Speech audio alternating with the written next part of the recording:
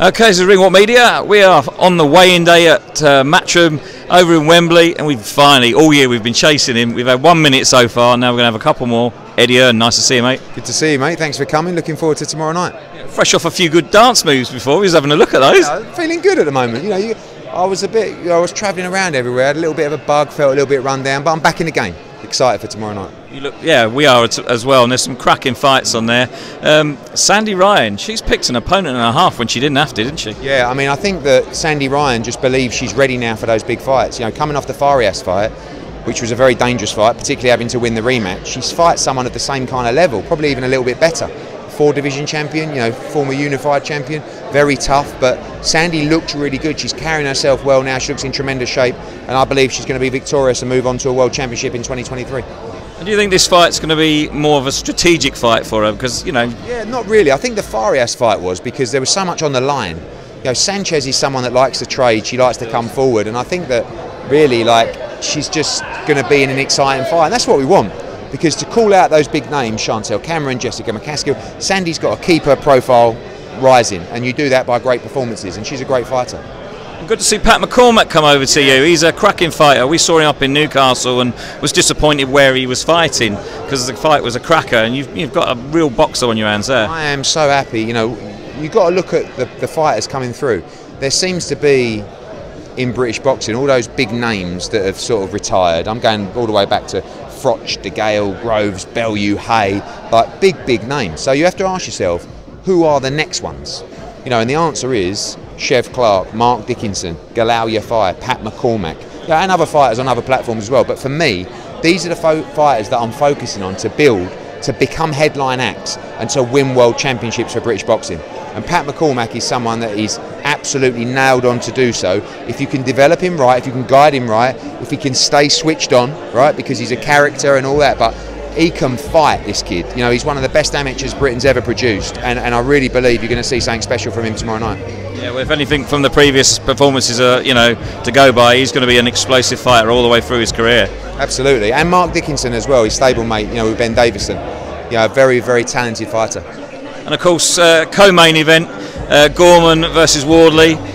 Wardley hotly tipped to win that fight, but Gorman's camp weren't very happy with that, were they? I don't think so either. I mean, I think it's a pure 50-50 fight. Fabio, obviously with his background, there's always the uncertainty of when he steps up, can he deal with those levels? And Gorman's saying, I've been boxing since I was 6. I've been around, I know too much for you, and I think he's a 3-1 outsider. So really, I see it as a 50-50 fight. Brilliant fight. Exactly the kind of fights we should be making, exactly the kind of fights that are going to keep British boxing bubbling, and there's nothing better really than the British heavyweight title. It's such a prestigious belt in any weight class, but particularly in the glamour division. What do you make of the comments that Nathan's brother Ricky Gorman were, you've only fought someone in the corner shop? I know, but the reality is that Gorman has only really stepped up once to that, not elite level, but world fringe level against Dubois and got beat. We know he didn't have great preparation for that fight, but at the same time, Fabio has probably never boxed at that level either. So that's why it's fascinating. Both guys can punch, both guys like to trade. I don't see that fight going 12 rounds. No, and I think, Nathan's only had 1 round in 18 months because his comeback fight was first round knockout. Yeah, not ideal, but Fabio's been a little bit inactive, had a little shoulder repair, elbow repair as well. So listen, at the end of the day, it's going to come down to the night. It's going to be a great fight, and what else is going to be a great fight is Dillion Whyte, the body snatcher, trying to avenge his losses, and he's looking in bloody good shape, mate. Really good shape, really nice and light, and this is a tough fight. Sometimes you bring over an opponent and people say, oh, it's an easy night for Dillion Whyte. No, 21-0 Jermaine Franklin, very good fighter with good pedigree as well, got good feet, got fast hands, and one punch changes everything in this fight, and he's going to let his hands go. So I think it'll be a really exciting fight tomorrow night. Yeah, I think it's going to be a quick one, that. We got 4 rounds maximum. Okay, we'll see. Hopefully we see some rounds. And obviously, it's Matchroom month, isn't it? There's so many shows going on. You've got Chocolatito next week, and then the one we really like to see is Josh Warrington and Ebony Bridges up in Leeds. Josh Warrington is in a very tough fight against Lopez. So's Ebony Bridges, by the way. That's a great card. Looking forward to being in Leeds. Already done through 7,000 tickets up there. It's going to be another sellout and a big moment for Josh Warrington's career. It's must win. And do you think that that's more than a 50-50 against Josh Warrington? Because I think he's the favourite. He's in Leeds. It's a fortress up there. He's got a lot of experience. But Lopez is very good. You saw him stop Isaac Lowe. He moves as well. He's clever. He can punch a little bit. Very dangerous fight for Josh Warrington. And Ebony Bridges, we just touched on her there. She's been very quiet in the media recently. She's been training hard with Mark Tibbs.